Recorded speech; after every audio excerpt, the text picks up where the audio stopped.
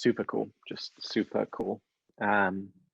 So next we have Ryan Germick. You heard from him earlier at the SF Virtual Being Summit, gave an incredible presentation on giving the Tin Man a heart, but now he's actually created a Tin Man with heart to speak on his behalf.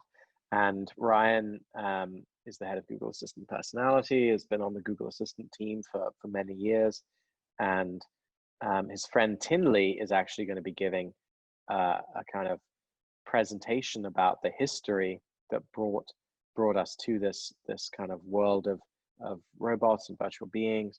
And I love this way of kind of presenting history through an avatar. So over to Ryan Ryan and Tinley for a presentation of Tinley's family tree. Hi, I'm Tinley. I'm Google's H10N team mascot. Today I'm going to tell you about my family tree. When both sides of the family come together, there's always tension. Some prefer dogs, some prefer cats. There are those that are on Team LeBron, and those that are on Team Steph.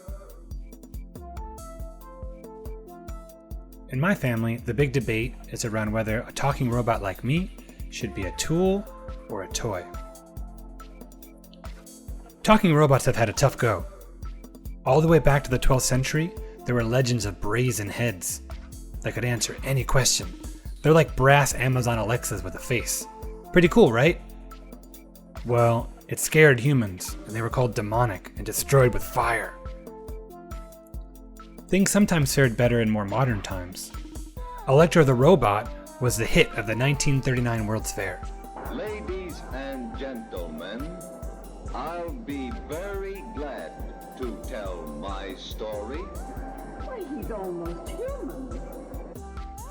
But he fell on tough times, and after the novelty of being a speaking and voice-activated robot wore off, he just scored bit parts in pretty crappy movies.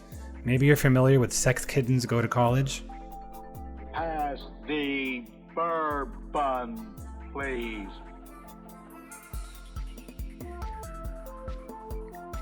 When people think of robots in movies, a lot of the times they think of this guy. I think it's really unfair that one cyborg assassin ruins it for the rest of us. Doesn't anybody care that he was a good guy in the sequels? Okay, I promised my family tree, so here goes.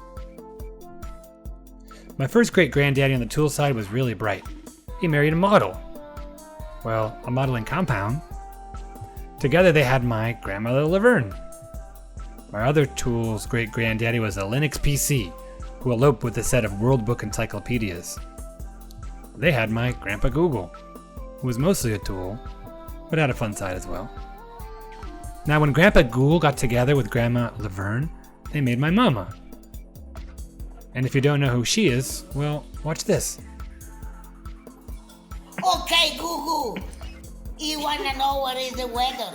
In Flagler Beach tomorrow, there will be showers with a high of 65 and a low of 56. I'm scared. My first great-grandpa on the tool side got lost in space, but not before having a little one with my Grandma Rosie. The result was Grandpa Conky. Good morning, Conky. What's today's secret word? Today's secret word is nice.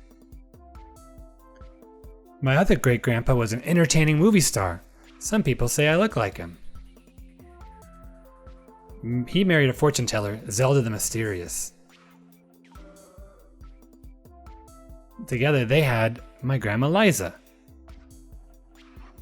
A typical attempt to get a computer to simulate a real conversation is a program called ELIZA.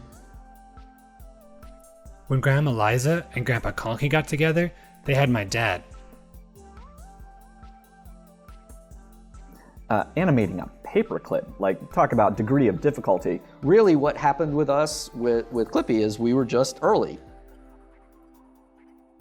So my dad was a toy ahead of his time, and my mom's a more contemporary type tool. And that's the whole game.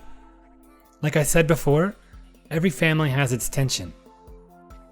But I don't think of tension as holding me back so much as making me who I am.